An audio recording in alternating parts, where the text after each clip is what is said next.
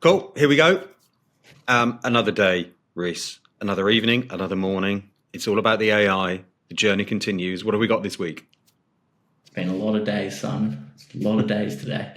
Uh, First thing we've got is this Julius AI, which is data analytics. And from what I understand, you pump in your data if you've got a data set, and then you can start asking it questions, and it sort of helps along. Like, it doesn't do the analysis for you, but because it's all structured, it can answer questions about the data. So if you're like, what was a trend here, it can pull that out and like visualize it for you really fast, which is an interesting use case.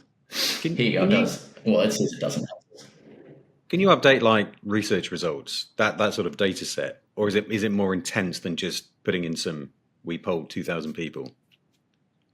I think you can do that, and I think you can do more intense stuff as well. Advanced analysis like linear regression modeling, projections and things. So yeah, you can. I'm pretty sure you can do the basic stuff. It's one that I really want to play around with, because I think if you're doing studies and things, you can probably learn some interesting stuff.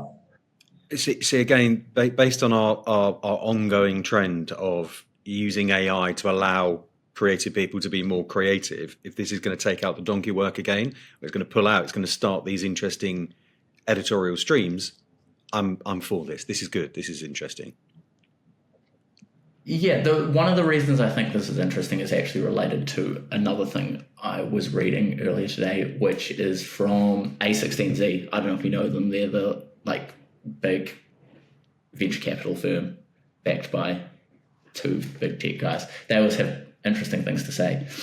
But something we've talked about recently is like the first wave of AI is everyone making it like AI a feature of their existing product. Like, how does AI fit into Photoshop? How does AI fit into writing? The next wave they're sort of talking about is this synth AI revolution, which I think this data set thing sort of fits into, which is the first set is prompts, and you get a ton of information, like you can see in this graph. Like, and it generates your blog, it generates your social media, it generates a bunch of stuff. The second wave they think is going to be insights. So you've got a ton of information, and you're going to be able to draw the insights out of it, because at the moment, a ton of information isn't that useful. Yeah, here we go. The rise of ChatGPT is a great example of this. We tolerate shortcomings in quality because having something longer to share is more impressive. And the longer we have sort of these AI tools to generate longer things, the less impressive they become. So the impressive thing is then going to become not necessarily shorter things, but things that are actually useful rather than just long. Relevant. And I think it's a really interesting insight of where all this is going, in my opinion. Does that mean we're going to see less stuff on, say, I don't know, a Google search? If is going to make it that super relevant? Is it going to make it much more targeted to us? I don't know if it's going to do that. I think it's probably like a continuous cycle that happens where there's like explosion and then restriction. Like, and I'm not meaning just with AI. I mean in generally a media and business sense. Like, there's some new tool or some new way to produce a bunch more, or there's a lot more writers, or I mean, I'm sure when word processing came out, a lot more people were writing. And then guess what? 90% of that was shit. And we found ways to siphon that out and really find the good stuff in that. And the first wave of AI feels like it's creating the wave of shit again. And the second wave of AI is going to solve that problem. So it's constantly a problem that's constricting and then expanding again. Yeah, I totally can relate to that based on what I see companies rushing to just make their products at the moment sound more AI. There's a lot in there where some of it is genuinely useful. Others, you can just see it's pleasing the shareholders or the investors. It's just, hey, we're AI. So what this is saying is we have to go through that before we can get to the really interesting stuff of how AI is going to help us.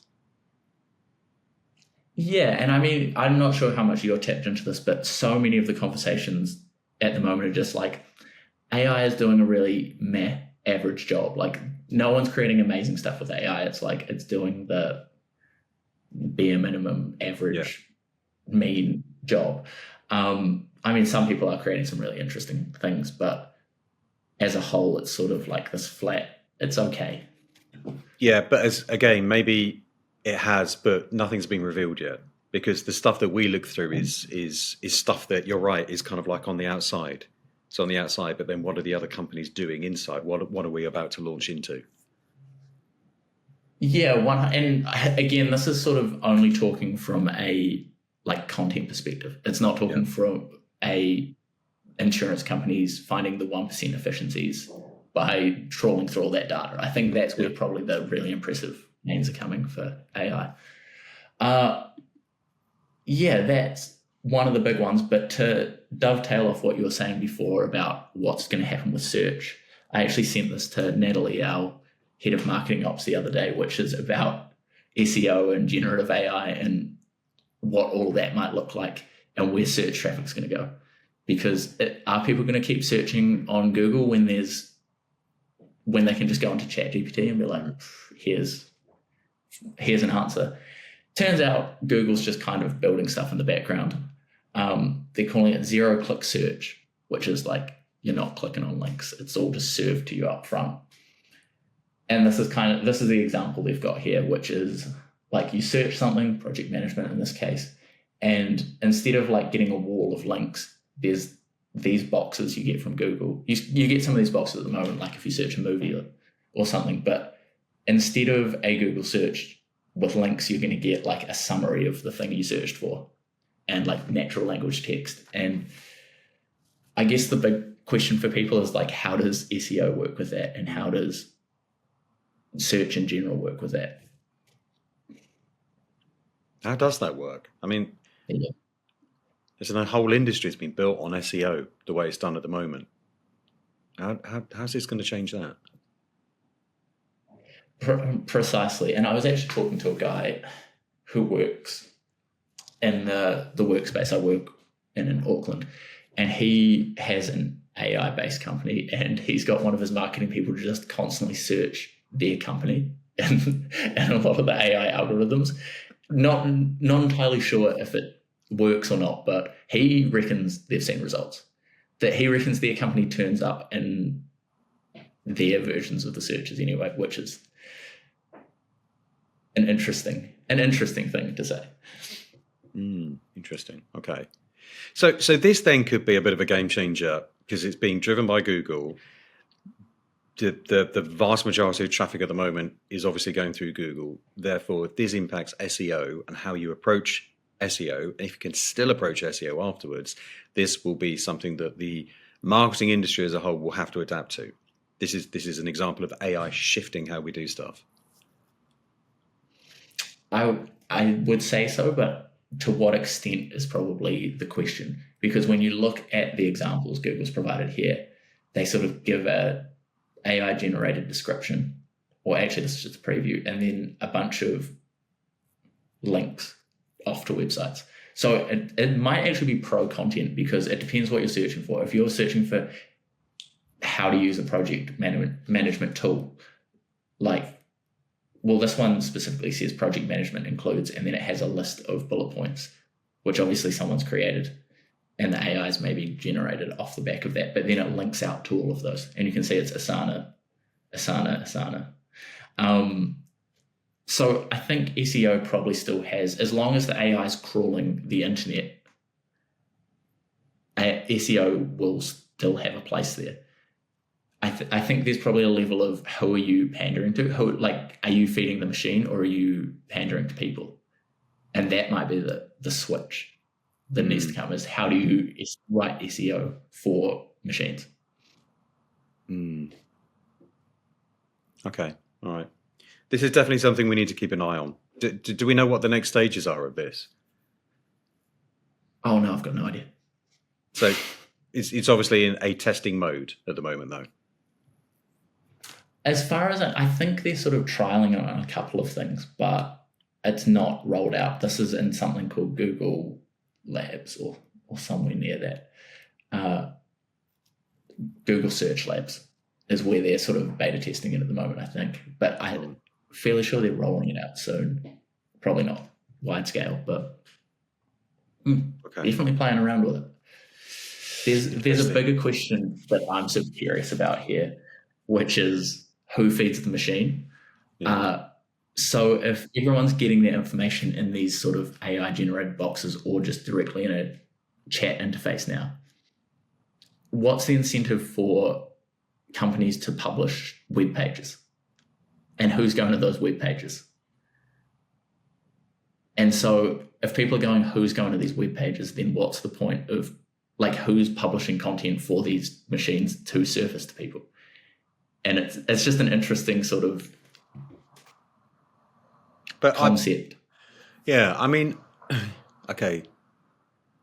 If I type in branchroad.media, one imagines Branch Road is still going to come up in that window, right? If I just type in Branch Road. So there has to be an element of that. So there is a purpose for website still as your shop window.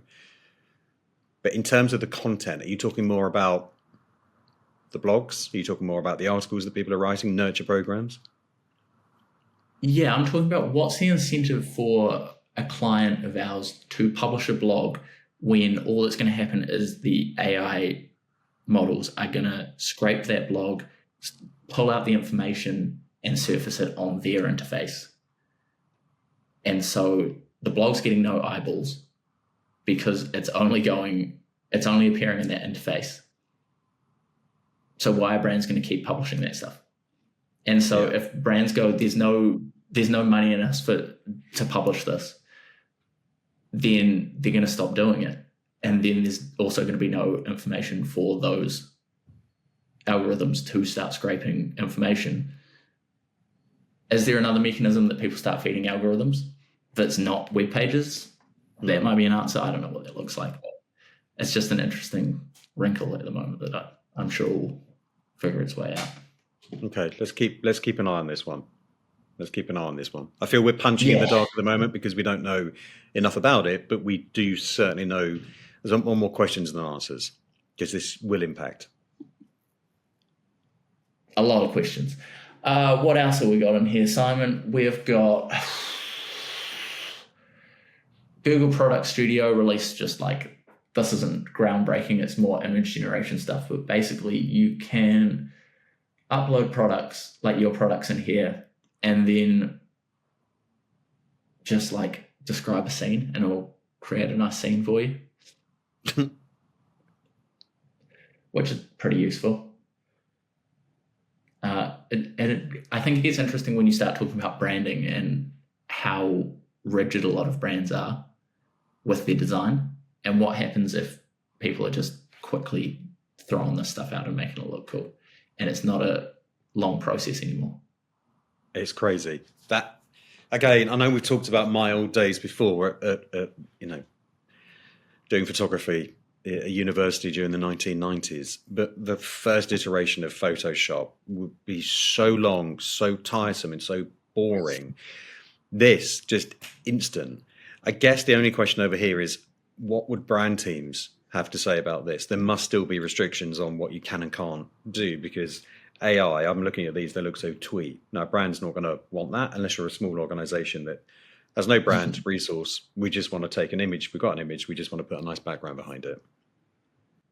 Yeah, and that's the curious question for me is like, what does brand management look like? Yeah. When it's real time and people are doing what they want. There's a really interesting research paper that I was talking to Zav, one of our writers, about the other day, that talks about headless brands and how brands don't necessarily control their image anymore because social media is so fast. Like, it can just catch fire, something will happen. And how do you manage the like traditional brand with this really fast reactionary like behavior? Our experience of working with brand teams is quite rightly they've invested so much money into and care and attention into their brand identity. They don't want to lose control. But then this means that sometimes you're absolutely right. Maybe it is out of their control. Yeah, and how fast the brand's going to evolve now is the other thing. Like, how fast is design and all of those things going to evolve, and how fast is taste and sort of our resistance to seeing the same thing over and over again going to change because we can create stuff so quickly. Are we just going to be like seeing that next one? But it looks so twee. Those images look so twee. Yeah, and again, this is a preview, and until you get into the product, you never know how well it actually works. I imagine this is a very, very well curated preview. Mm. We haven't really considered brand But before yeah, in our conversations, have we? no, not really. And I mean, it's probably something that we often look at as an annoyance a little bit because we're on the right end. And brand is always the person being like, it doesn't, like, they're the hold up at the end. Yeah, we can't do that. Yeah, it doesn't really factor into my brain a lot, but probably should. Aside from that, there's been those are the small things. Now we're going to the big things of AI that have happened this week. What's been happening? We've got a lot of, like, you might get into this with your London AI Summit stuff, but a lot of chat about just regulating AI and what we're doing. Is it good? Is it bad? From what I've seen, the White House has released sort of a statement saying we're going to regulate some stuff. It's very broad sweeping and doesn't really, in my opinion, get into any useful specifics on what they're going to do. It seems to just be sort of covering what's already out there and giving them some power to control things. But yeah, a lot of, like, regulation chat at the moment. And it's what I find interesting is there isn't a clear-cut opinion on it. Some people are like, it's a huge threat. Some people are like, it's not a threat at all. To get into that, I found a really, really interesting, after our conversation on copyright last week, I pulled out this on IP infringement, which is a paper from a guy called Akshay. And he had some really interesting stuff in this, which was, after a few trials and 32 illustrations on training data, the AI was able to imitate this woman's illustrations. So copied it pretty easily. And then he sort of raised this question: if an artist creates an art piece using their imagination, would that still be valuable enough when a person with little or no skill of art but access to the AI could generate a similar art piece using their imagination? And that's the interesting question. But my favorite bit from that research paper was actually the next bit, where he sort of proposes a solution, which I was like, oh, I hadn't thought of this. You're playing 3D chess, mate. Which is, one such solution could be to train AI with the IP laws so that while generating data, it could filter out registered data from the data on open source public domains. So basically just train the AI to understand law. Okay. Yeah. I mean, listen, the value of a piece of creative work, if you think back to the 80s, 90s, well before that, taking a picture and selling a picture, taking or creating an image, illustration, a piece of artwork from a commercial perspective, it was a good game to be in. There was value in that. And then the internet comes along, and all of a sudden, where you would have gone to a picture library, a photo agency, or you'd gone wherever you're looking for your illustration, you suddenly had access to trillions of images on Google search, Google image. So the value of images suddenly just dropped. The arse fell out completely in the kind of like the early noughties. So this is not a new issue. I mean, I think it wasn't tackled. This is what I'm going to be talking about in the Bletchley AI Summit. None of this is a new issue. It's just that before, no one was thinking about it before it happened, and it just was allowed to happen. I think what's happening with AI is good, intelligent questions are being asked at this stage before the implosion actually happens. It's just 5 minutes ago we were saying the stuff around the edges is happening and we've got access to it and we can see, but we can't see what's happening on the inner circles. So we're still, the vast majority of us are blind to that, which is why we can't create any regulations, because we don't know what we're regulating for, but we can ask questions like this. And if AI, we know how intelligent AI is, for the sake of content creators, not just marketing companies, but for the sake of those people who are skilled and are creating human ideas, it's coming onto paper, onto whatever canvas they're putting it onto. I think AI should do this. I think it's a really intelligent idea. Don't take people's, it's the question we asked before in a number of these episodes, don't take other people's IP, their work, and mash it into something that's AI. You should leave that alone. That's people's work. That's their livelihood. Leave that alone. And you should have something like this. I think this is a super intelligent idea. But I think the difficulty there is, what are we training the machines on then? Like, if you want it to replicate a painting, it needs information on what paintings look like. So, okay, then you got metadata.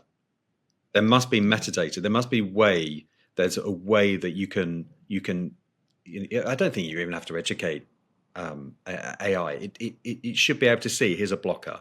If I've created this piece of work and I'm putting it online, in my metadata, it's saying, hands off this. If you're AI, if you're going to mash this off, hands off. Because again, from a business's point of view, if I'm getting all excited about AI and thinking, shit, we can do all of this creative work just by pressing buttons, right? We still put the human input. This is what we want to do, and we're going to curate it at the other end.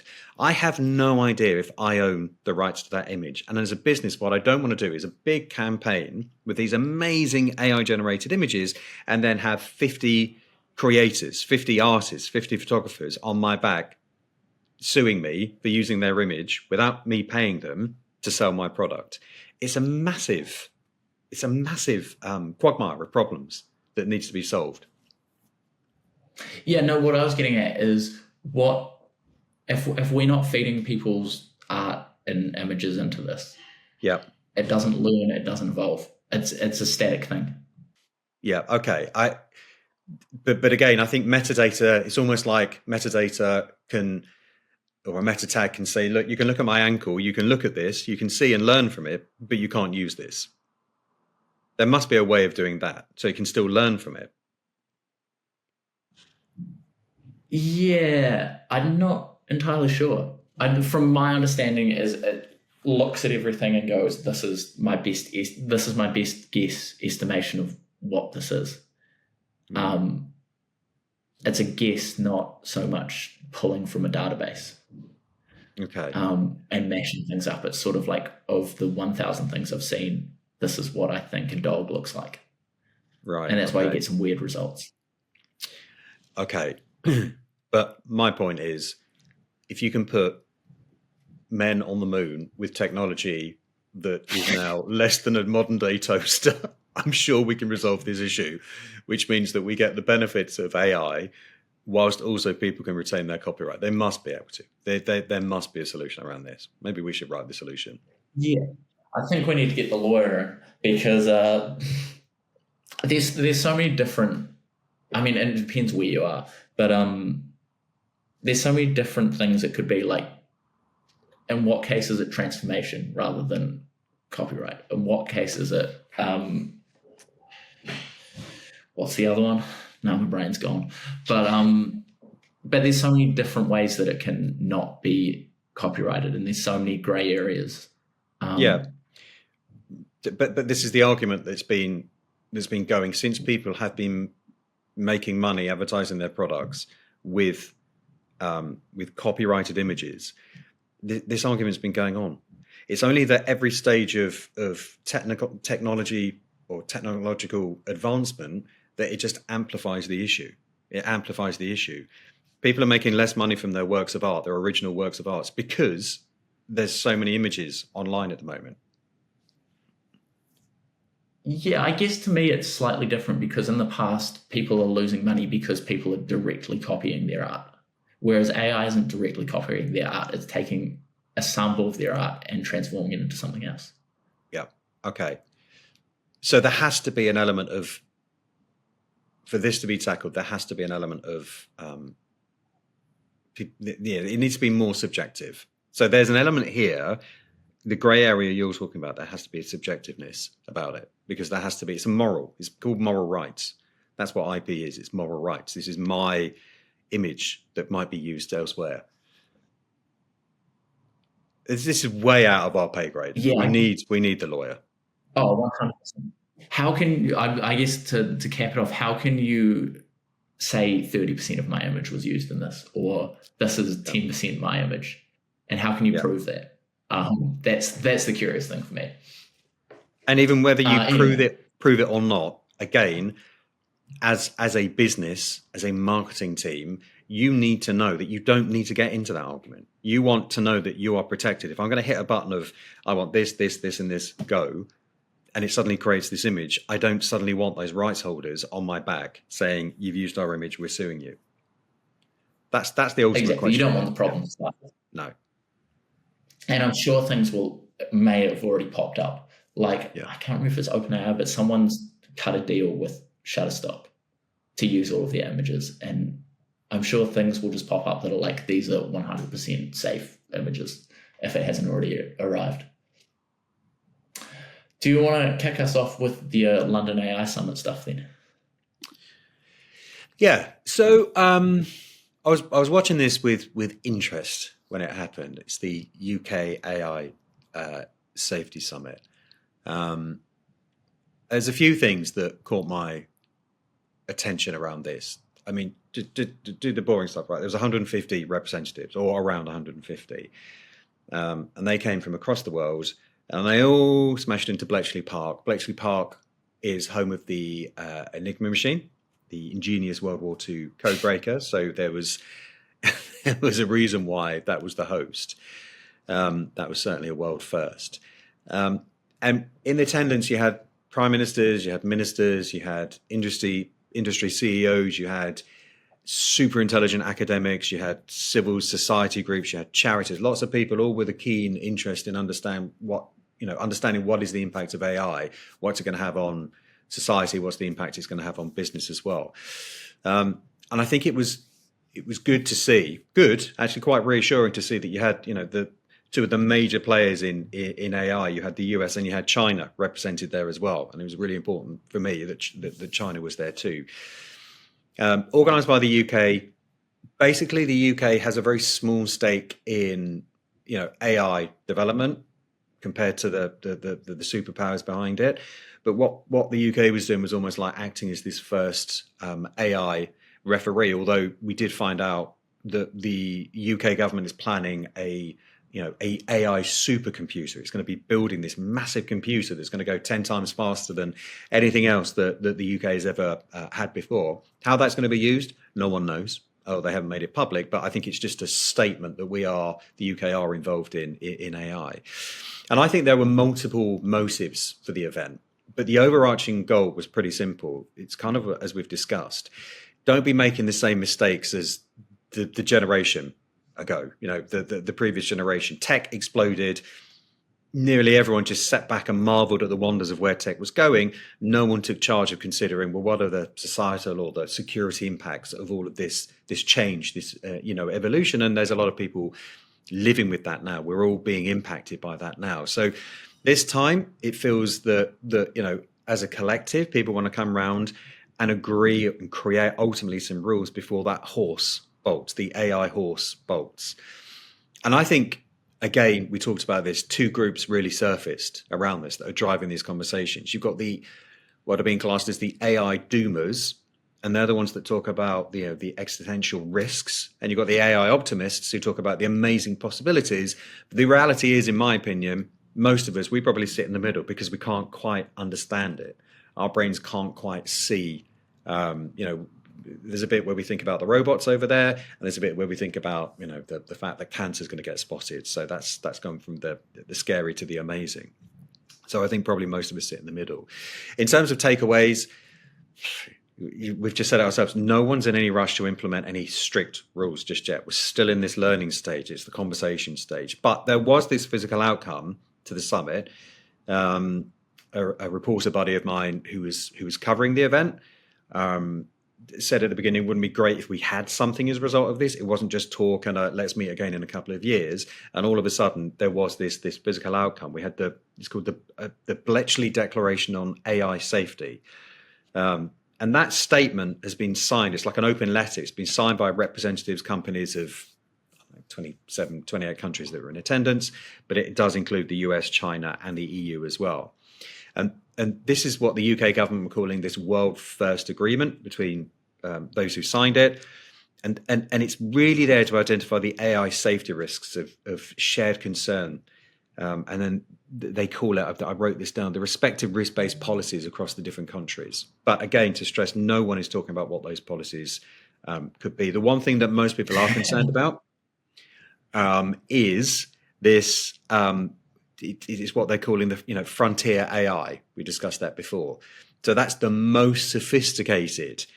So for the doomers, that's the scariest side of it, and for the optimists, that's the best side of it. But it's the stuff that's powering the generative models like ChatGPT, and there was a consensus that has potential for serious, even catastrophic harm, whether it's deliberate or unintentional, and that's where they want to put rules and regulations or statements around as well. You had Elon Musk talking.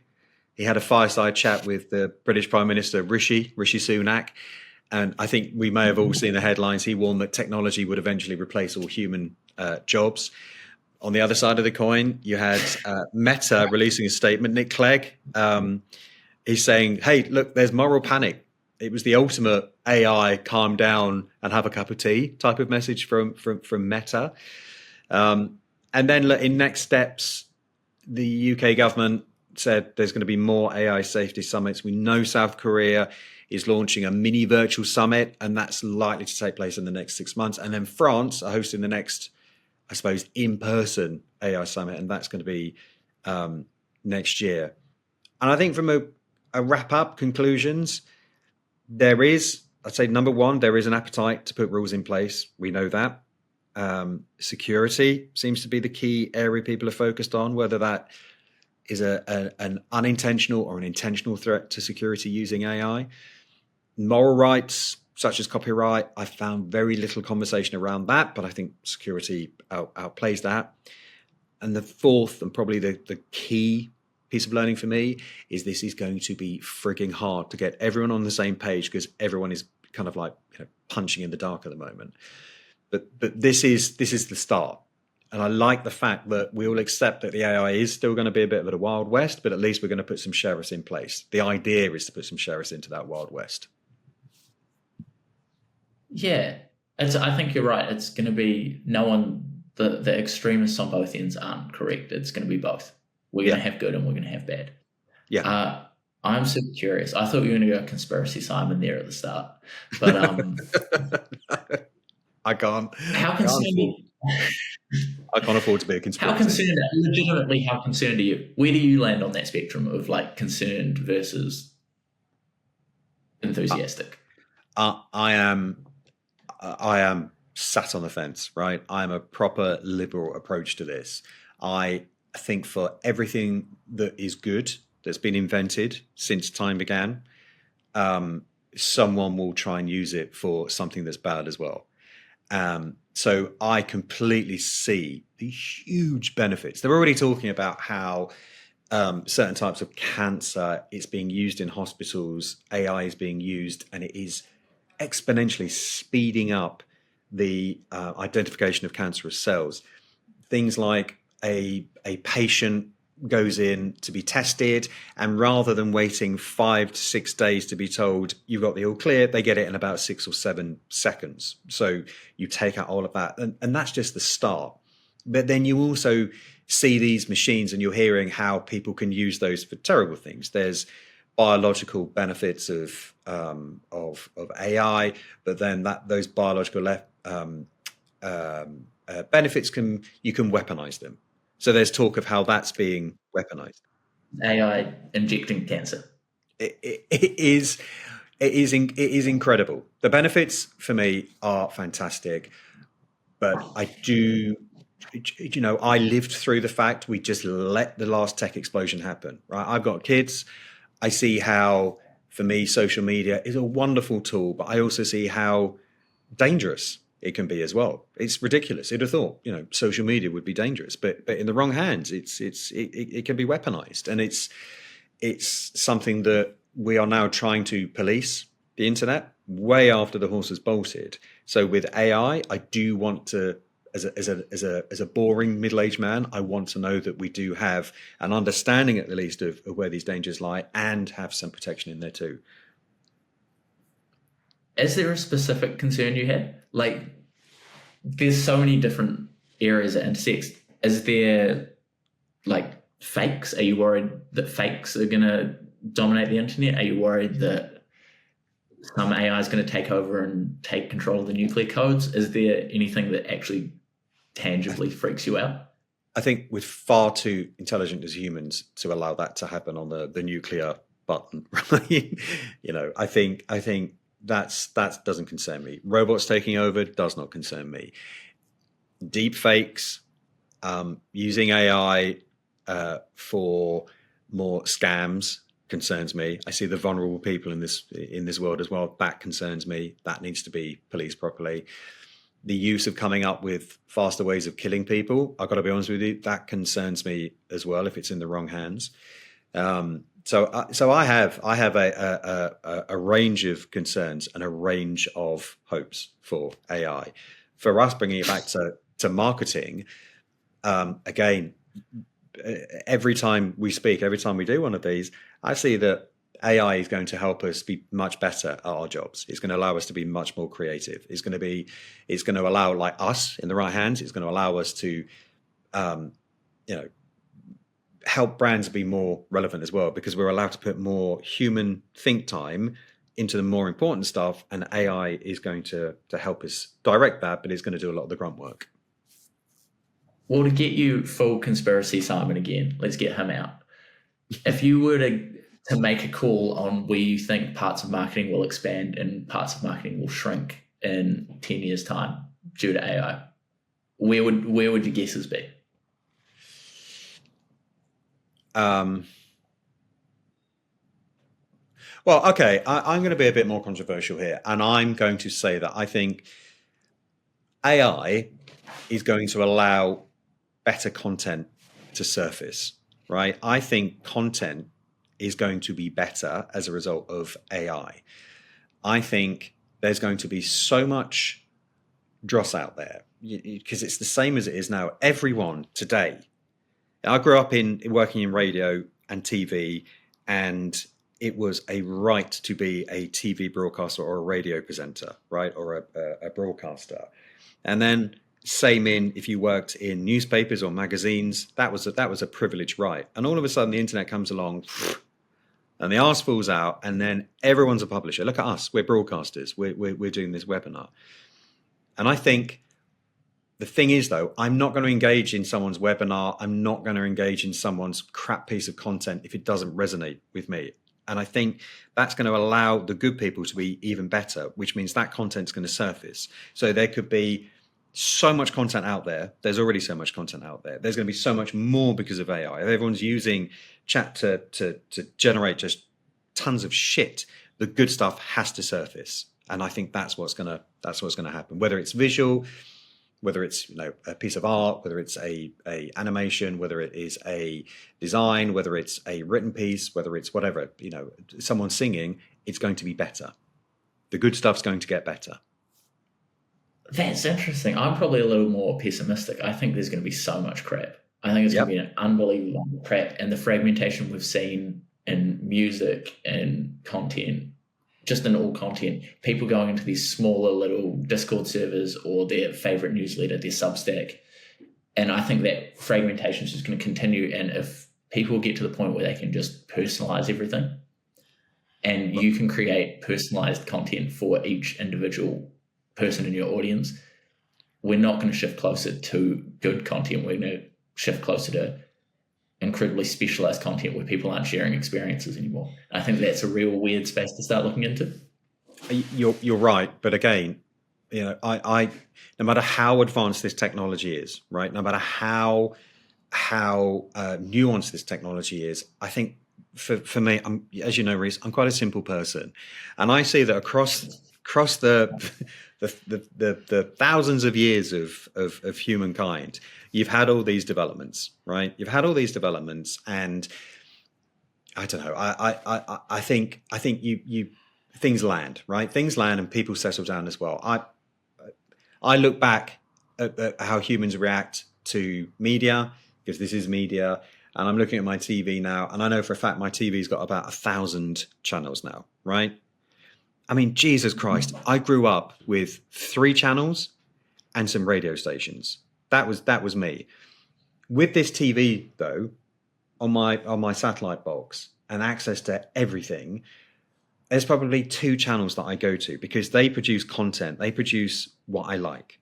So I think from a brand perspective, you have to make sure, I think you just have to up your game and make sure that you become the brand, creating a channel of content that people are interested in.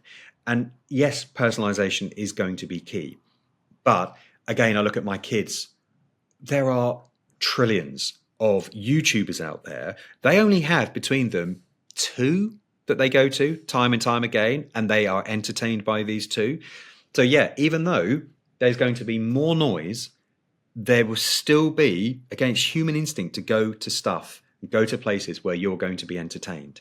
So I do think the noise, yes, becomes a distraction, but if you're using it to make sure that your content resonates, if you're using AI and the tool we looked at before about how Google search might be changing, if you understand how to manipulate that and exploit that so you know you're going to be seen, I think it's going to be better.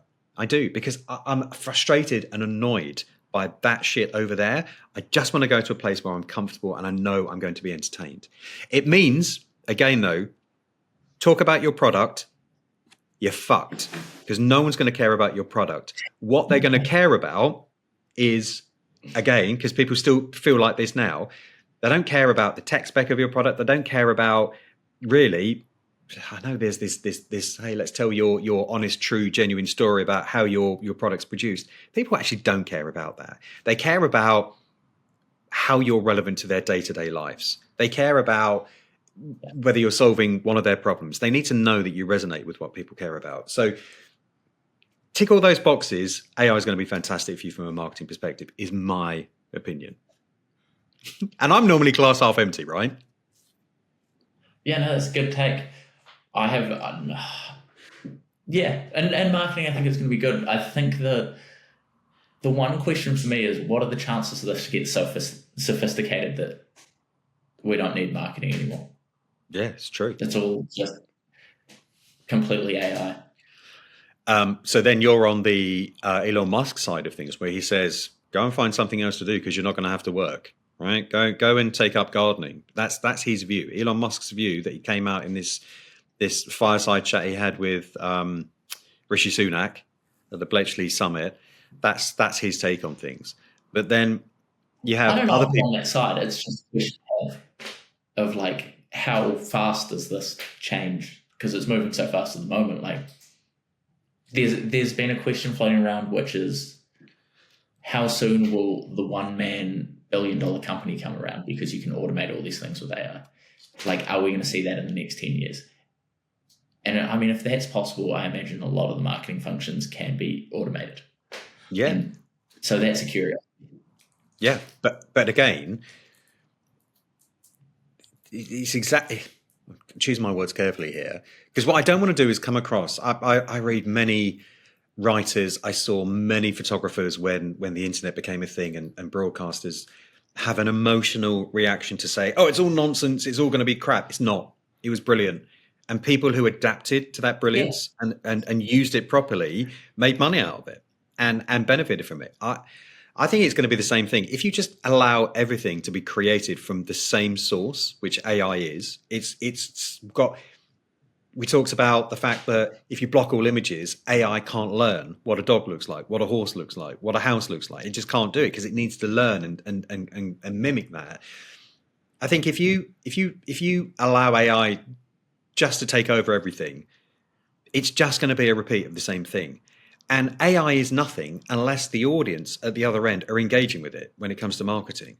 So if everything then becomes the same, your doomsday scenario there where you said it's all going to be saturated, it's all going to be the same thing, then no one engages with anything, right? There's only a certain amount of times that you and I can put horse into an image generator with 5 legs, or Simon or Rhys riding a stallion. There's only a certain amount of times that we will find that entertaining. You need the creative input to make things more interesting. You still need that input. I absolutely believe that. And until you show me a piece of tech that makes me think, Christ, you don't need a human, then I'm just going to believe that. Not for an emotional reason. I'm trying to be very, very objective about this. Yeah, no, I think we'll always need inputs. It's just curious how much human input will exist. Anyway, we're running long, Simon. Do you want to bring us home? Yes. So we've learned that the job has already then begun of not how do you regulate AI, but we've learned about some of the areas that people want to be able to regulate. We know security is quite a big thing. I'm really, really interested to see how that pans out. We've also learned that the question of copyright is even more confusing. And we are going to get, I've made contact, we are going to get a copyright specialist lawyer on one of these webinars to try and talk us through some of he won't have answers, but he will have areas of where we need to focus on. So we're starting to see that the Wild West, at least we know where some of the rules need to be put into place. And we've also learned, I'm really interested in where Google are taking this search. I think that is going to be a big thing for marketers to consider. So that's something that we need to come back to again and again and again. And I've learned, Rhys, that you can go to the pub before one of these recordings and not drink any alcohol. Just, what did you have? A pint of water, or was it lime? I had a burger. You had a burger? And it was goddamn delicious. Yeah. What have you learned? What else have you learned? What have I learned?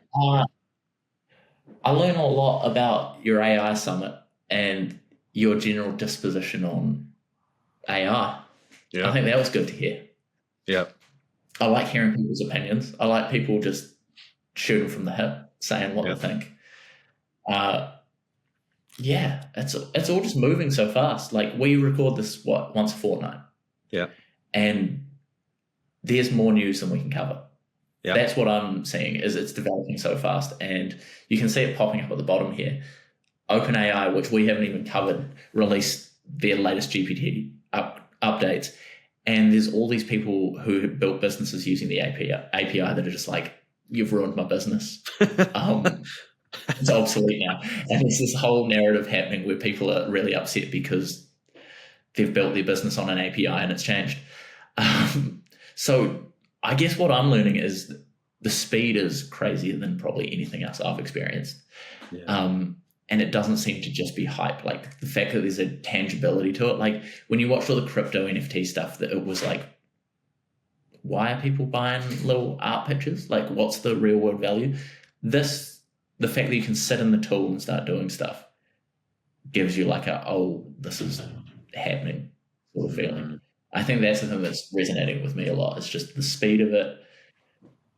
The fact that regulations are being talked about makes it very real as well. It's not just this Gartner hype cycle of like, this is the next big thing. It's something that's happening. And one of my favorite analysts at the moment, a guy, Benedict Evans, I don't know where he got, I think he got it from something else, but he has had a quote in one of his recent newsletters that just said, AI is everything that doesn't work. As soon as it starts working, as soon as it has a business case, it's not called AI anymore, which I kind of loved. I really like that. That's a really nice way to end this particular episode. Yeah. All right, man. Well, listen, I will see you in a couple of weeks then. See you in a couple of weeks.